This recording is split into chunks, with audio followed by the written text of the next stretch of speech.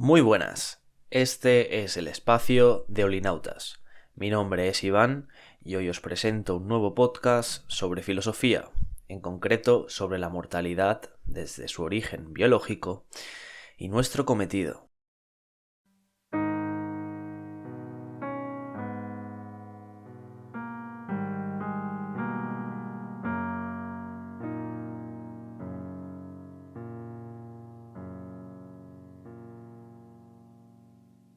Para lograr la maestría en algún ámbito de nuestras vidas, son necesarios años de dedicación.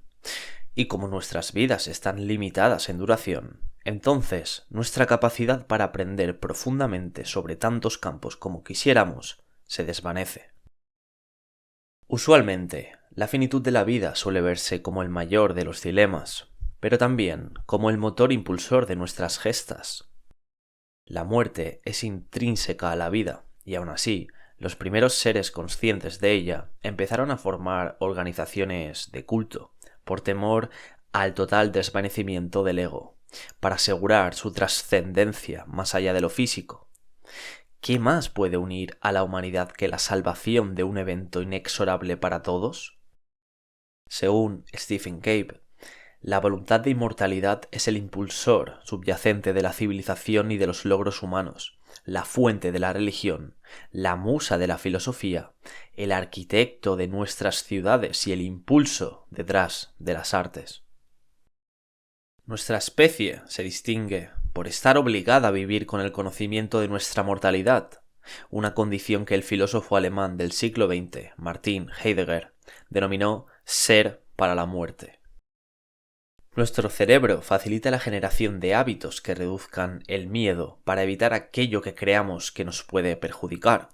Y el miedo a la muerte es inherente al ser humano, por lo que no es de extrañar que algunos de sus propósitos trascendentales estén relacionados con la religión o con la creencia en algo superior, precisamente para mitigar los efectos directos que tiene la muerte sobre el colectivo donde está presente, la reafirmación de que el momento llegará. ¿Hay alguna forma de no temer a la muerte? Desde un punto de vista evolutivo, el miedo a nuestra mortalidad es necesario para impulsarnos a mantenernos vivos, porque precisamente el objetivo último de cualquier ser vivo es la supervivencia. Esta es una propiedad grabada en nuestro genoma, pero puede ser acentuada o suprimida desde la existencia de la cultura y la autorreflexión. Pasemos a abarcar una perspectiva lo más objetiva posible y ampliar nuestros horizontes. Ya que hablamos de muerte, qué mejor que echar un vistazo al pasado y entender cómo se formó su predecesora, la vida, y cómo logró desarrollar tal grado de complejidad. Cómo la muerte fue imprescindible para la evolución de la biología que nos define hoy en día.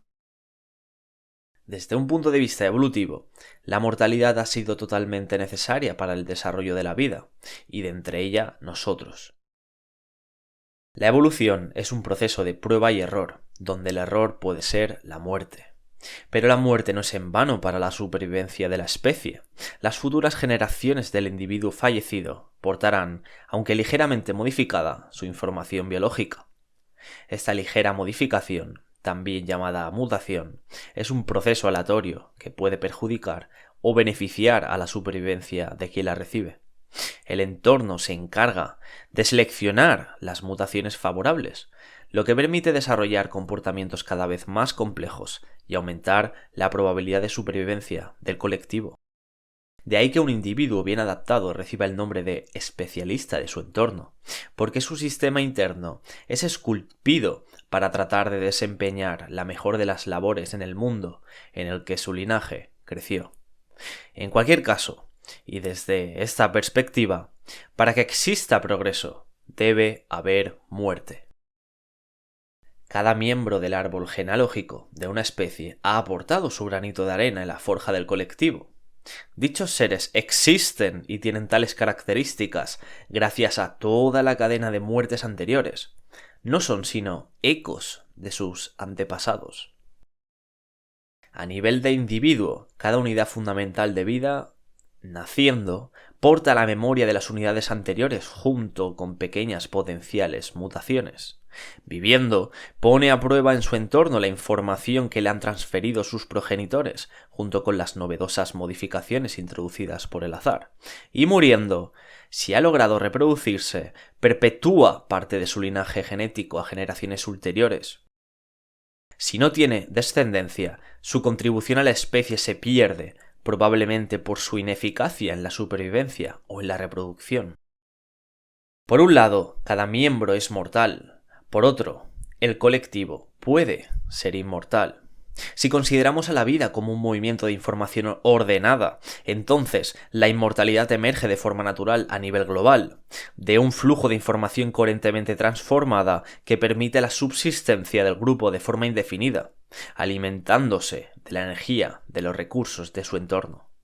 El código interno de las criaturas es procesado continuamente para optimizar su supervivencia. El conocimiento adquirido beneficioso es transferido mediante la reproducción, mientras que el perjudicial es rechazado con la muerte, así creando la majestuosa complejidad y belleza de la vida. Cada eslabón de la cadena biótica es sus antepasados, cada eslabón contiene multitudes. ¿Cómo puede desarrollarse un escenario tan complejo, donde un proceso autosustentado que llamamos vida aflora, si las leyes que describen gran parte de nuestra realidad última son tan sencillas que pueden ser escritas en el dorso de una camiseta? Si quieres saber la respuesta a esta pregunta, pues visita el artículo que hice hace unas semanas que trata sobre el origen de la vida desde una perspectiva física. ¿Cómo puede emerger tal grado de complejidad? Próximamente haré un podcast sobre este post, pero si queréis visitarlo, pues podéis ir a la entrada sobre la vida desde los principios físicos en Olinautas. Después de cientos de miles de años de evolución, y tras alcanzar un nivel de complejidad suficientemente grande, las relaciones sociales empezaron a sofisticarse y emergió una nueva forma de transmitir conocimiento, la cultura. La sofisticación de la cultura, es decir, todo el conjunto de hábitos adoptados por aprendizaje durante la vida, permitió el desarrollo del cerebro y de su capacidad de abstracción. No solo la información genética avanzaba lentamente de generación en generación, sino que la información cultural podía transferirse a un ritmo muchísimo mayor, y no solo por el linaje, sino también por cualquier ser que la comprendiera. De esta forma de evolución, la cultural, surgió una explosión en el desarrollo de la especie humana. No es que cambiase su estructura interna y eso se viese reflejado en el exterior. Al contrario, el ser humano era capaz de absorber la información de sus predecesores, canalizarla para generar más conocimiento y a su vez transmitirla a su sociedad. Esto predisponía a la producción de nuevas ideas, gracias a la fabulosa neuroplasticidad que la evolución nos otorgó. En otras palabras, el humano es uno de los seres con mayor capacidad de adaptación en la Tierra, y esto podemos verlo hoy en día con la gran diversidad de culturas existentes. No hay nada premeditadamente programado en nuestro interior que determine nuestros rasgos culturales. Desde que somos criaturas cuya estructura cerebral es capaz de cambiar durante la vida en virtud de los eventos externos, podemos adaptarnos y ejecutar excelentemente el cometido que se nos presente. Somos inmortales desde el punto de vista humano. Pese a que nuestra individualidad acabe deteriorándose, inevitablemente formamos parte del colectivo de nuestra especie. Pero podemos ir más allá. Siendo estrictos, somos el contenido del espacio-tiempo y podemos modificarlo aparentemente con cierta libertad. Bien se sabe que, dadas las reglas por las que se rige un sistema como nuestro universo, el futuro está ligado a las condiciones iniciales de las que parte. Y aunque no podamos cambiar las reglas, retocamos constantemente el estado actual de nuestro entorno, lo que transforma las condiciones actuales del universo en una región local a nosotros. Tanto nosotros somos una consecuencia de todo el pasado, como colaboramos en la forja de vidas futuras. Como hemos visto, la mortalidad ha sido un mecanismo necesario para nuestra existencia. Retomando nuestro presente, su presencia debería ser un agente motivador para acabar las cosas que decidimos empezar, precisamente porque no siempre podremos hacerlo. Como ya decía Séneca, las personas son cuidadosas con su propiedad personal y, sin embargo, derrochan su tiempo con facilidad, precisamente con lo que deberían ser más avariciosos. Personalmente, me gusta compartir la filosofía del estoicismo, que está asentada en algunas premisas muy útiles para alcanzar una vida de virtud, serenidad y cercanía al cometido que se nos presente, todo en presencia de la finitud de las cosas. Algunas de estas premisas son dedicar nuestra energía solo en aquello que podamos genuinamente controlar y abrazar el resto. Saber que tenemos total control sobre los juicios de nuestros pensamientos y sobre la decisión de actuar ante nuestros impulsos. Alinear nuestras acciones con nuestro propósito, pues una buena acción es la propia recompensa. Estos, entre muchos otros, son los pilares fundamentales del estoicismo.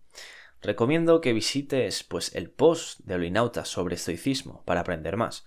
También está en formato podcast.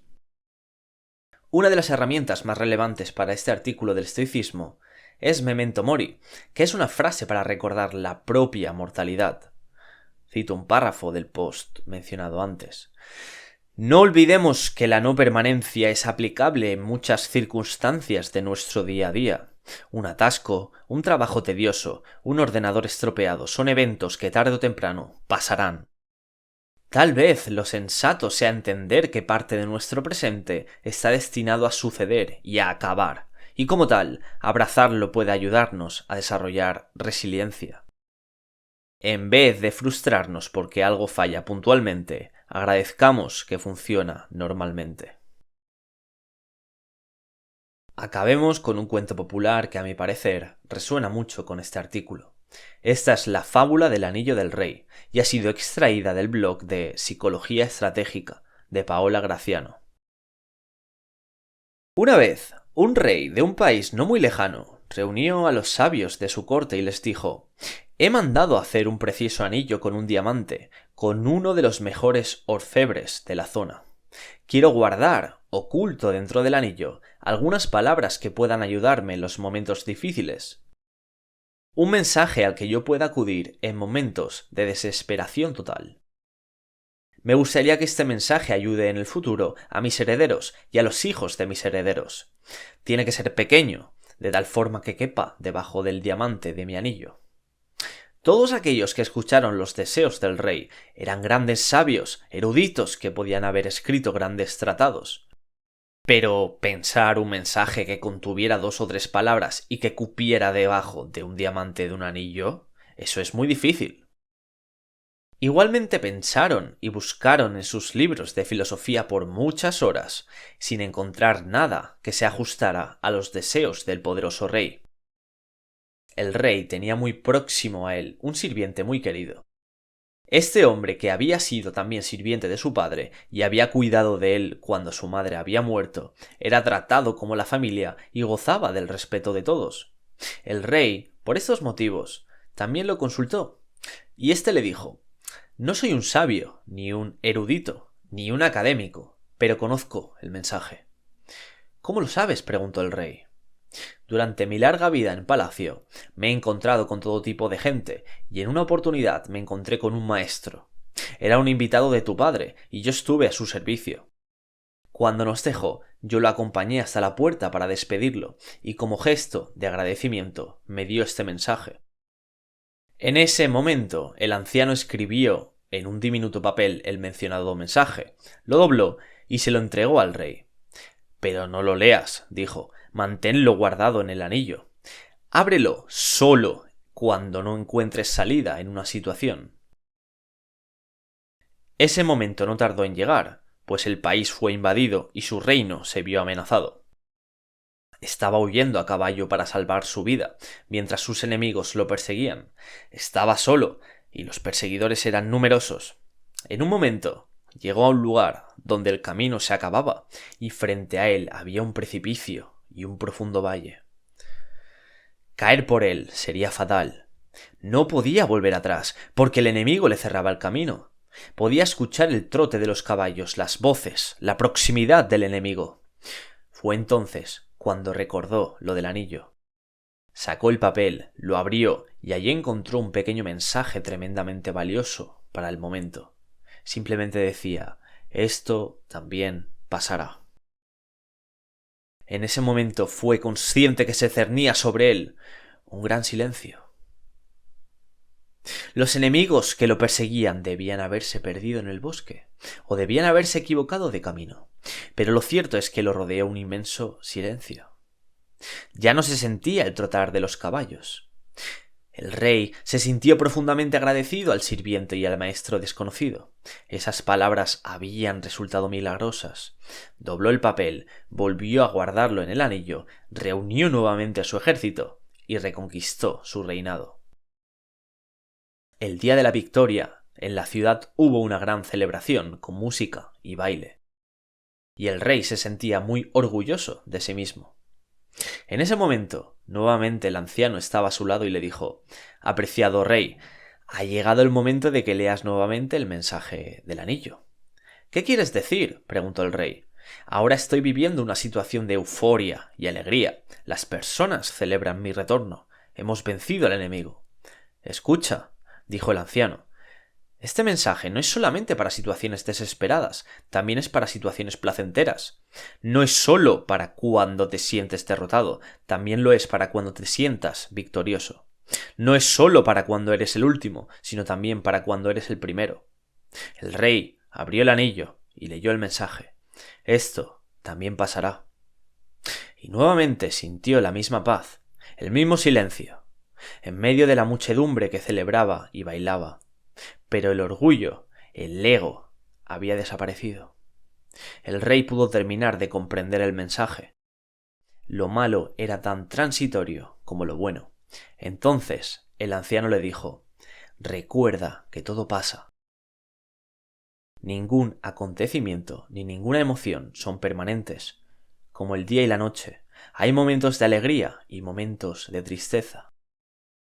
Acéptalos como parte de la dualidad de la naturaleza, porque son la naturaleza misma de las cosas».